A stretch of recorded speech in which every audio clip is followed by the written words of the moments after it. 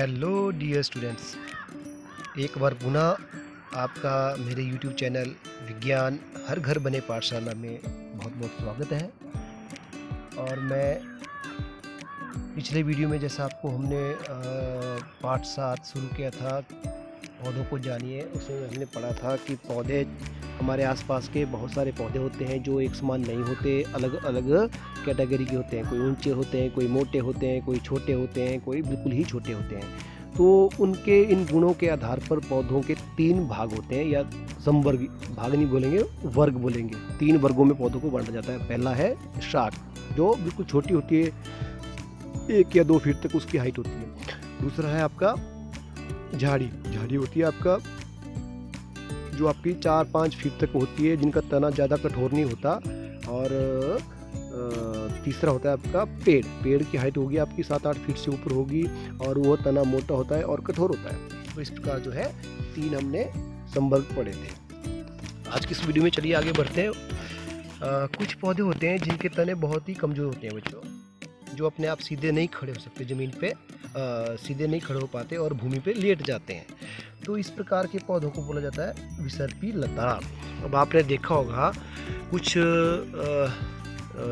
आप अपने घरों में जो है सब्जियां उगाते हैं, है ना, खीरा भी उगाते होंगे, कद्दू भी उगाते होंगे। तो कद्दू जो है ज़मीन पे लेट जाता है या पेड़ पे चढ़ता है। तो अब ये दोनों डिपेंड करता है आप किस, अगर पौधों को कोई सहारा मिल जाए तो वो उसका सहारा लेकर ऊपर चढ़ जाती है। लेकिन कुछ जो होती हैं, जो लताएं होती हैं, जो बेलें होती हैं, वो ज़मीन पे ही लेटती हैं। जैसे खीरा पे लगाते हो तो वो ज़मीन पे फैल जाता है, ठीक है।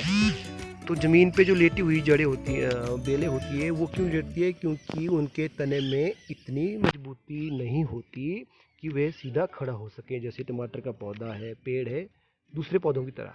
तो इसलिए वो ज़मीन पे लेट जाते हैं। तो इस प्रकार की कमज़ोर तने वाले पौधों को जो ज़मीन पे ही लेट जाते हैं और अपने सक्रिय रूप सीधे खड़े नहीं हो सकते, उनको हम विसर्पी लता कहते हैं। तो क्या होते हैं? कमज़ोर तने वाले पौधे जो सीधे नहीं खड़े हो सकते और भूमि पर फैल जाते हैं, उन्हें विसर्पी लता कहते हैं। ठीक हो गया। अब कुछ होते हैं जो आपके सीधे खड़े जाते हैं, बेलें, यानी जब कुछ पौधे अपने आप सीधे तो नहीं खड़ते लेकिन अपने आसपास के पौधों का सहारा लेते हैं, उनके तनों का सहारा लेते हैं, उनको ढांचे की तरह ही इस्तेमाल करते हैं और उनके ऊपर चढ़ जाते हैं, उनको बोला जाता है आरोही लता। देखी होगी आपने, जैसे अमर बेल होती है वो, या कोई और बेल होती है, आपने अपने अपने घरों में पेड़ पौधों के ऊपर देखी होगी। आसपास के गाँव में अपने जो पेड़ों पर कुछ बेलें चढ़ी होती है, तो वो क्या करती हैं, वो अपने आप नहीं चढ़ पाते, लेकिन आसपास के जो पेड़ होते हैं उनका सहारा लेकर, उनके तनों का सहारा लेकर उनके ऊपर चढ़ जाती हैं। तो उनको कहा जाता है आरोही लता। एक होती है विसर्पी लता और एक होती है आरोही लता। तो उम्मीद करता हूँ बच्चों आप ये दोनों लताओं के बारे में समझ गए होंगे कि इनको क्यों ऐसा कहा जाता है और ये कौन कौन से होते हैं। ठीक है बच्चों। अब तना, अब तना है, तने के बारे में हम पढ़ना है कि शाख का तना पौधे के तने से कैसे भिन्न होता है, झाड़ी के तने से कैसे भिन्न होता है। इसके लिए हम एक एक्सपेरिमेंट कर लेंगे और तना क्या क्या कार्य करता है वो भी हम करेंगे। इसके लिए हम एक क्रियाकलाप करेंगे। हम क्या करेंगे, एक गिलास लेंगे, उसमें पानी डालेंगे, फिर हमें लाल स्याही की ज़रूरत होगी और एक छोटे से पौधे, शाख पौधे की बात जरूर चाहिए। हमें झाड़ी नहीं चाहिए और ना ही हमें बड़ा पेड़ चाहिए, हमें छोटा सा पौधा शाख चाहिए होगा, और साथ में एक हमें ब्लेड चाहिए। तो हम क्या करेंगे, इस एक्सपेरिमेंट से हम यह सिद्ध करेंगे कि क्या पौधे का जो तना होता है वह किस प्रकार कार्य करता है और वह क्या पौधों के हर एक भाग तक पानी को पहुंचाता है, वो हमने इस एक्सपेरिमेंट से देखना है। तो सबसे पहले क्या करना, हमने सबसे पहले एक गिलास लीजिए, जिसमें मैंने बताया उसको 1/3 जल से भरिए, जैसे यहाँ पे चित्र में आपको दिखाया हुआ है, ठीक है। फिर इस जल में क्या करें, लाल स्याही की कुछ बूंदें डाल दें। इसको लाल करना है रंग को हमने, ताकि हमें पता चल सके कि तने के माध्यम से जो है पानी नीचे से ऊपर की ओर पत्तियों की तरफ जाता है। फिर क्या करेंगे, हम क्या करेंगे, जो हमने एक छोटा सा पौधा लिया है उसके तने को आधार से काट लेंगे ब्लेड की सहायता से, ठीक है। फिर हम उस पौधे के तने के समेत जो है उसको हम गिलास में डाल देंगे, जैसा कि चित्र में दिखाया हुआ है। ठीक है, नीचे से हम तना काटेंगे और उसको गिलास जिसमें हम लाल स्याही वाला पानी है उसके अंदर डाल देंगे। ठीक है, फिर उसको हम ऐसे छोड़ देंगे। हम धीरे कुछ समय बाद हम उनकी फिर जो पत्तियां हैं उनका अवलोकन करेंगे। इस पौधे की जो पत्तियां होगी ना उनका हम अवलोकन करेंगे।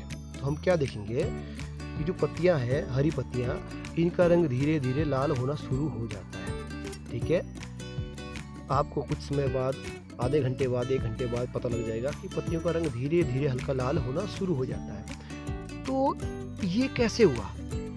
आपको जैसे मैंने बताया, आपका जो तना है सिर्फ उसका नीचे वाला भाग ही पानी में डूबा हुआ है, यानी लाल रंग वाले पानी में, जबकि पत्तियां तो बिल्कुल ऊपर है जिसमें पानी है ही नहीं। तो फिर भी पानी की जो पत्तियां हैं वो लाल कैसे हो जाती है, हरी पत्तियां? ये बहुत बड़ा क्वेश्चन मार्क है। तो यही हमने समझना है। ठीक है, तो इससे क्या सिद्ध होता है बच्चों? इस एक्सपेरिमेंट से यह सिद्ध होता है कि जो तना होता है वह नीचे से पानी को पौधे के सभी भागों में पहुंचाता है, ऊपर की ओर। ठीक है, तो जैसे मैंने पहले बताया, ये पौधा है और ये इसकी जड़ें हैं। तो जड़ें क्या करती है, जो ज़मीन में पानी और खनिज पदार्थ होते हैं उनको जड़ें अवशोषित करती हैं, फिर तने के माध्यम से ऊपर की ओर पौधों की पत्तियों में, शाखाओं में और सभी भागों में यह पहुंचाती है। समझे बात को?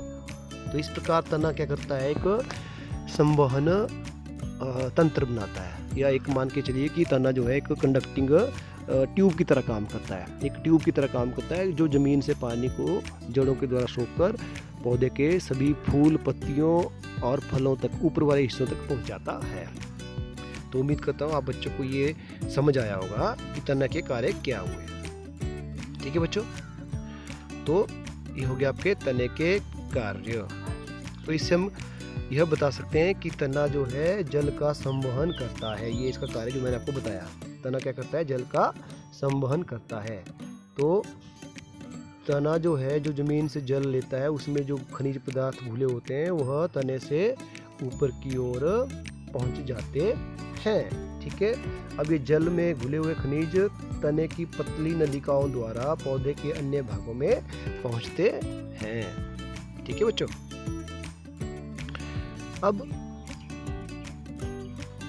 सफेद फूलों वाले जो छोटी छोटी झाड़ियां होती है ना, उनके साथ भी एक क्रियाकलाप आप कर सकते हो। इनफैक्ट ये जो क्रियाकलाप मैंने आपको बताया अभी, ये आप उसके साथ करें तो बहुत अच्छा हो रहेगा। आप ग्रीन वाली पत्तियों को रहने दीजिए, एक ऐसा पौधा लीजिए जिसके ऊपर लगे हुए हैं व्हाइट कलर के फूल, और तो आप उस पौधे को या उस पौधे के एक टहनी को ही काट दीजिए जिसमें फूल लगा हुआ है, और उस टहनी को डालिए नीचे, और फूल होना चाहिए व्हाइट रंग का। तो जैसे मैंने आपको बताया, अगर आपके पास लाल रंग की स्याही नहीं है ना, आपने सफ़ेद रंग का फूल वाली टहनी काट ली, आपके पास सभी के पास जो है कागज़ पेपर में लिखने वाली स्याही तो होती है आपके पास, है ना, जिस पे आप कॉपी पे लिखते हो। तो आपने गिलास को आधा गिलास भरना है, आपने 1/3 या आधा गिलास पानी डालना है, उसमें आपने थोड़ी सी नीले रंग की स्याही डाल देनी है आपने, फिर नीला हो जाएगा पानी। ठीक है, फिर आप क्या करोगे, जो आपने वाइट रंग का फूल काटा उसको आप डालोगे, तो आप देखोगे कि थोड़ी देर बाद जो टहनी आपने डाली फूल के साथ, उसके थ्रू जो है सफ़ेद रंग का फूल जो है धीरे धीरे नीला हो जाएगा। तो इससे यह सिद्ध होता है कि जो तना है वह क्या काम करता है, संवहन का काम, यानी ऊपर की ओर पानी को ले जाता है या खनिज पदार्थों को ले जाता है। तो उम्मीद करता हूँ ये भी आपको समझ आएगा बच्चों। पहला भाग था हमारा तना, तो तना आप अच्छी तरह समझ गए होंगे। चलिए दूसरा, पौधे का दूसरा भाग पढ़ते हैं हम, पत्ती। अब पत्ती क्या कार्य करती है वो हम देखेंगे, और पत्ती होती कैसी है। अब आपने पत्ती देखी होगी बच्चों, पत्ती जो है तने से किस प्रकार जुड़ी होती है। पत्ती का वह भाग जो तने से जुड़ा होता है उसको बोला जाता है पर्णवृंत। क्या बोला जाता है, पर्णवृंत। ये देखिए आप, ये एक पत्ती है, ठीक है बच्चों, ये आपका एक तना होगा, ठीक है, ये आप मान लीजिए तना, ये टहनी है, ठीक है, इस तरह से मान लीजिए आपका ये तना जुड़ा हुआ है और ये टहनी है, तो टहनी से जुड़ी है आपकी पत्ती। तो इस भाग को बोला जाएगा जहाँ से ये जुड़ी है ना टहनी से, इसको बोला जाता है पर्णवृंत। ये दिख रहा है, इसको बोलेंगे आप पर्णवृंत। ठीक हो गया। और इसके अंदर जो होती है आपने देखी है, बीच में धारियाँ होती हैं, ऐसी सी बनी है धारियाँ, देखी होगी आपने। ये धारियाँ क्या होती है, छोटी छोटी नलिकाएं होती है, जो तने से जो जल और खनिज लवण आते हैं वह इनके थ्रू, पत्तियों के थ्रू और इन धारियों के थ्रू जो है पत्तियों के सभी भागों में पहुंचते हैं। ठीक है। अब पत्ती का जो हरा रंग का फलक होता है, ये दिख रहा है आपको हरे रंग का फलक, इसको बोला जाता है फलक। क्या बोला जाता है? फलक। हरे चपटे भाग को बोला जाता है फलक। पत्ती के भाग ही अभी आपको समझा रहा हूँ। एक हो गया पर्णवृंत, जिससे जो पत्ती जुड़ी होती है टहनी से, हरे रंग का चपटा भाग उसको बोला जाता है फलक। ठीक है।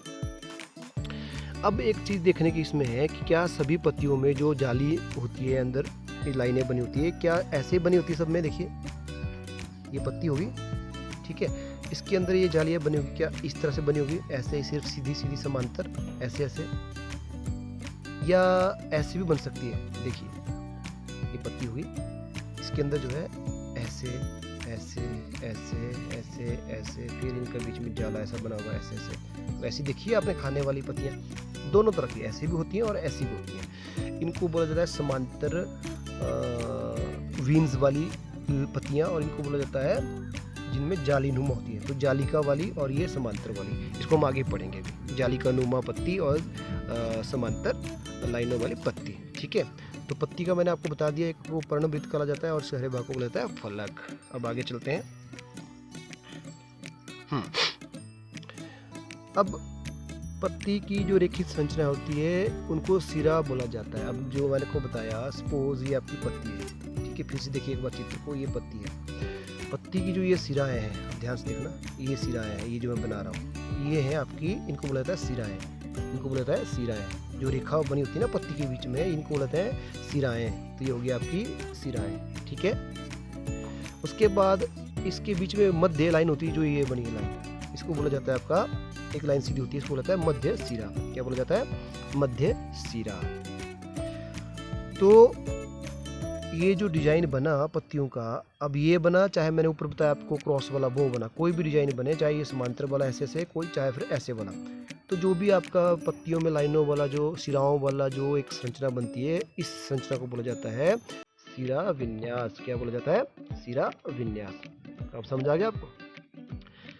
तो ये हुआ सिरा विन्यास। अब सिरा विन्यास के आधार पर पत्तियों में दो प्रकार की पत्तियां होती है, या हम ये कहते हैं कि पत्तियों में दो प्रकार का सिरा विन्यास होता है, जो मैंने आपको ऊपर बताया। पहला है आपका जालिका रूपी सिरा विन्यास। ठीक है, जालिका रूपी सिरा विन्यास, ये वाला जो मैंने आपको अभी बताया, दोबारा बताता हूँ। तो पहला है आपका जालिका रूपी सिरा विन्यास, इसको हम देखेंगे कैसे होता है। ठीक है, ये देखिए पहली पत्ती है, ये दिख रही है आपको, ये इसमें जो पत्तियों में है, इसमें एक लाइन ऐसी बनी है, ये बीच वाली है जो आपकी मध्य सिरा होती है, और ये बनी होती है आपकी सिराएं ऐसे। ठीक है, ये बनी है सिराएं, बीच में छोटी छोटी पतली सिराएं और होंगी जो ऐसे ऐसे मिली होगी, ऐसे खाने बना रही होगी। इसमें ध्यान से देखना, आपने इधर सभी पत्तियों में देखी होगी आपने। तो जिन पत्तियों में इस तरह का सिरा विन्यास होता है, ऐसे, ये पत्ती दोबारा बताता हूँ मैं, ये पत्ती है, ये मध्यम सिरा है और ये सिराएं हैं, इनके बीच में फिर ऐसे बनी है और ऐसे भी बनी है, फिर बीच में ऐसे से खाने बने हुए इसमें हल्के हल्के। ठीक है, तो जिन पत्तियों में इस प्रकार का सिरा विन्यास होता है उनको बोला जाता है जालिका रूपी सिरा विन्यास, यानी एक जाली की तरह बनी होती है। ठीक है बच्चों, तो इनको बोला जाता है जालिका रूपी सिरा विन्यास। तो उम्मीद करता हूँ ये पत्तियाँ आपको, इन पत्तियों का सिरा विन्यास समझ आया होगा। अब दूसरी पत्तियाँ होती है आपकी समांतर सिरा विन्यास। ये आप सभी बच्चों ने मक्की का पौधा देखा है, मक्की को बोलते हैं हम छल्ली, लोकल भाषा में छल्ली। ठीक है, तो उसकी पत्तियाँ कैसी होती है बच्चों? उसकी पत्तियाँ होती है ऐसे, बिल्कुल समांतर ऐसे। ठीक है, जैसे आपको ये दिख रही है, तो इसकी पत्तियाँ होती है समांतर। इसमें क्या होता है, एक मध्यम सिरा होती है और इसकी जितनी भी सिराएं होती है वो ऐसे समांतर होती है। समांतर बोले तो एक समान दूरी पे ऐसे होती है, उसमें बीच में ऐसे ऐसे नहीं होते। ठीक है, तो इसमें क्या होगा, आपका समांतर सिराएं होगी ऐसे। तो जिन पत्तियों में जो सिराएं होती हैं ऐसी समांतर होती हैं, उनको बोला जाता है समांतर सिरा विन्यास। क्या बोला जाता है? समांतर सिरा विन्यास। तो पत्तियों में दो तरह के सिरा विन्यास होते हैं, जालिका रूपी सिरा विन्यास, दूसरा समांतर सिरा विन्यास। उम्मीद करता हूँ सभी बच्चों को ये अच्छी तरह समझ आए होंगे। अब बच्चों आज के वीडियो में इतना ही काफ़ी है, ज़्यादा लंबा हो जाएगा, तो फिर अगले वीडियो में पढ़ते हैं। हाँ, एक चीज़ हम थोड़ा सा जल्दी पढ़ लेते हैं कि इन पत्तियों का कार्य क्या होता है, पत्तियों का किस प्रकार कार्य करती हैं, इसको हम पढ़ लेते हैं अभी। पत्तियों का कार्य होता है बेसिकली वाष्पो उत्सर्जन। क्या करते हैं ये पत्तियाँ? जल वाष्प, जो पौधों में जो एक्स्ट्रा जल होता है, जो एक्स्ट्रा पानी होता है, जो जड़ों से जो ऊपर को आता है, जब वो एक्स्ट्रा पानी हो जाता है तो वह पत्तियाँ बाहर निकाल देती हैं। तो इस प्रकार जो है पत्तियों का काम क्या होता है? वाष्पो उत्सर्जन, यानी वाष्प को बाहर निकालना। अब कैसे निकालती हैं? वो जल की बूंदों के रूप में। आप बच्चों ने देखी होगी, अब नहीं देखी होगी तो आपने देखना, रात को पत्तियाँ नोट करना आपने, फिर पत्तियों को आप सुबह देखना। कई बार सुबह जो है पत्तियों के सिरों पे हल्की हल्की पानी की बूंदें देखी होगी आपने। वो कहाँ से आती है? वो पत्तियों के जो अंदर छोटे छोटे छिद्र होते हैं, उन छिद्रों से बाहर को पानी निकलता है। और उन छोटे छोटे छिद्रों को, जो पत्तियों की सरफेस सतह पे होते हैं, उनको बोला जाता है रंध्र। क्या बोला जाता है? रंध्र या स्टोमेटा, जिनको आप अगली हायर क्लासों में डिटेल में पढ़ेंगे 8वीं क्लास में, ठीक है, 7वीं क्लास में और 8वीं क्लास में। तो पत्तियों का मेन कार्य हो गया वाष्पो उत्सर्जन, यानी जल वाष्प को बाहर निकालना। और दूसरा मेन कार्य है गैसों का आदान प्रदान करना। अब आपको पता ही है हम क्या करते हैं, सांस लेते हैं ना, कौन सी गैस? ऑक्सीजन, ठीक है। तो ऑक्सीजन कहाँ से मिलती है हमें? ये आपको पता ही है, पेड़ पौधों के द्वारा।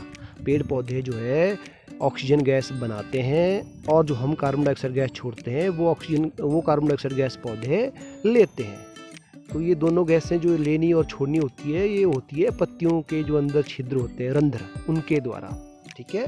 तो पत्तियों के दो कार्य हैं मेन, एक है वाष्पो उत्सर्जन, दूसरा है गैसों का आदान प्रदान, ठीक है, एक्सचेंज ऑफ गैसेस। तो इसके बारे में हम डिटेल में फिर कल पढ़ेंगे। मैं आपको कल बताऊंगा इस प्रक्रिया को क्या बोला जाता है, जिसके द्वारा जो है पौधे जो है गैसों का आदान प्रदान करते हैं। तो आज के वीडियो में बच्चों यही काफ़ी है, ठीक है। तो इसको आप अच्छी तरह पढ़िए और समझिएगा। मिलते हैं अगली वीडियो में, बाय।